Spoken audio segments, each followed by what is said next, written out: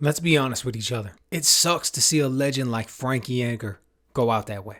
Deep in the back of our minds, we were holding out a little bit of hope that Edgar was going to put on a good performance. Maybe it was just going to be this fight where he just rekindled a little bit of that old magic, and he came out, and even if he didn't pull out the win, he turned in a respectable performance. But that isn't the way things go. That isn't the way the fight game plays out typically. Daniel Cormier said it right after the fight. A lot of people were saying it before the fight.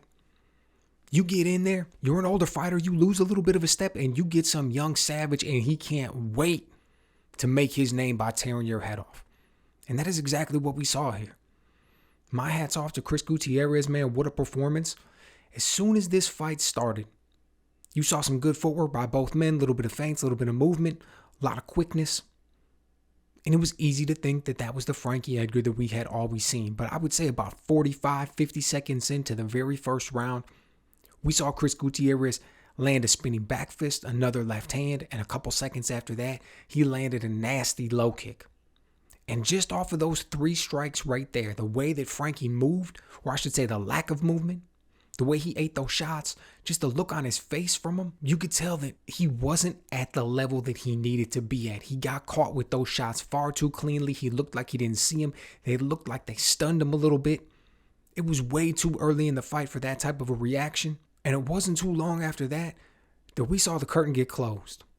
Look, Chris Gutierrez looked great out there. He looked incredibly crisp with his striking. He looked smooth. He looked very comfortable. He handled the distance very well. He was moving his hips around very nicely, throwing out little fakes and feints, constantly shooting misdirection, making you think it was going to come from one way. And he lined that shot up perfectly. He walked Frankie right into it. He hit him with that knee, and that was all she wrote. Now, look, on the one hand, we got to be a little bit happy in the sense that this kid didn't get dragged out for 3 rounds. We didn't see Frankie go in there and get his face beat in.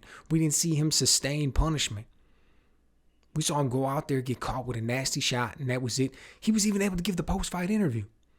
He looked right at Joe. He's like, "No, man, I'm fine. I can talk." So on the one hand, if it had to go out that way, if it had to end in brutal fashion, it was best for it to end quickly versus to see anything that would have gone on and in the end caused way more damage. So my hat's off to Frankie Edgar for an amazing career. We always say, if a man is coming into a fight and he's talking about retirement, that's I got 1 foot out the door. It's hard to be focused on a fight, and these fights are incredibly tough. A lot of people might not know the game. Chris Gutierrez prior to tonight, but obviously the man is a professional fighter. He trains every day. All he does every day, he goes out there and he lives, breathes, eats, and sleeps fighting. That's all he wants to do, and he's got a chance at Frankie Edgar, man. You know he's going to be primed.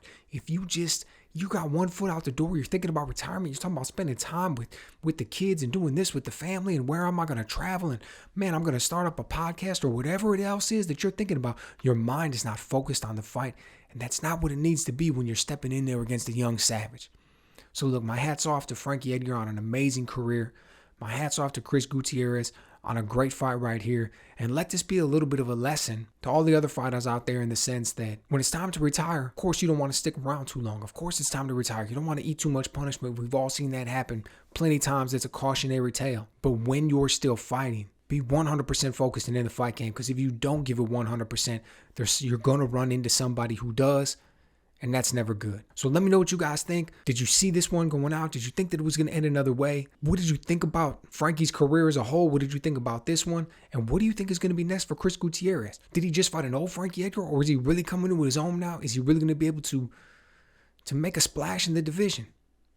Let me know what you guys think.